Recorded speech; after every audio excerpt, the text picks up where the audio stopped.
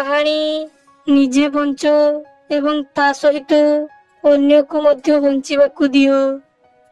ରାଜା ବିକ୍ରମ ତାଙ୍କ ନ୍ୟାୟ ପାଇଁ ପ୍ରସିଦ୍ଧ ଥିଲେ।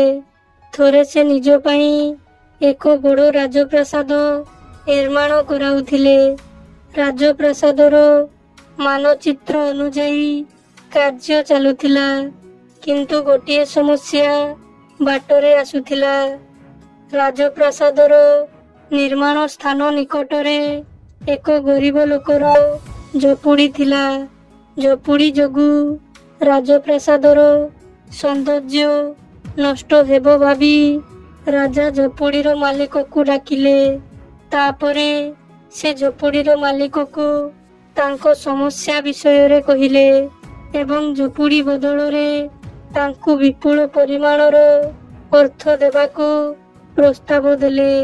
କିନ୍ତୁ ଝୋପୁଡ଼ିର ମାଲିକ ବହୁତ ଜିଦଖୋର ଥିଲା। ସେ ରାଜାଙ୍କୁ କହିଲା, ମହାରାଜ, ଦୟାକରି ମୋତେ କ୍ଷମା କରନ୍ତୁ। ଆପଣଙ୍କର ପ୍ରସ୍ତାବ ମୁଁ ଗ୍ରହଣ କରିପାରିବି ନାହିଁ, କାରଣ ମୋ ଝୋପୁଡ଼ି ମୋ ଜୀବନ ଅପେକ୍ଷା ମୋ ପାଇଁ ପ୍ରିୟ ଅଟେ। ମୁଁ ଏହି ଝୋପୁଡ଼ିରେ ଜନ୍ମ ନେଇଥିଲି। ମୁଁ ମୋର ବାକି ଜୀବନକୁ ମଧ୍ୟ ଏଥିରେ ବିତାଇବି ଏବଂ ମୁଁ ଚାହେଁ ମୋର ମୃତ୍ୟୁ ମଧ୍ୟ ଏହି ଝୋପୁଡ଼ିରେ ହେଉ। ରାଜା ଲୋକଟିର ଭାବନାକୁ ବୁଝିଲେ ଏବଂ ତାକୁ ସମ୍ମାନର ସହିତ ସେଠାରୁ ବିଦାୟ ଦେଲେ। ତାପରେ କିଛି ମାସ ମଧ୍ୟରେ ରାଜପ୍ରାସାଦର କାର୍ଯ୍ୟ ଶେଷ ହୋଇଗଲା।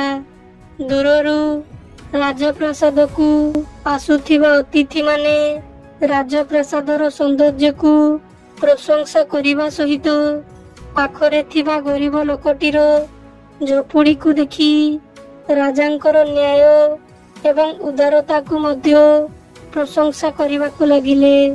ଶିକ୍ଷା, ଦୁନିଆରେ ନିଜେ ବଞ୍ଚ ଏବଂ ତା ସହିତ ଅନ୍ୟକୁ ମଧ୍ୟ ବଞ୍ଚିବାକୁ ଦିଅ।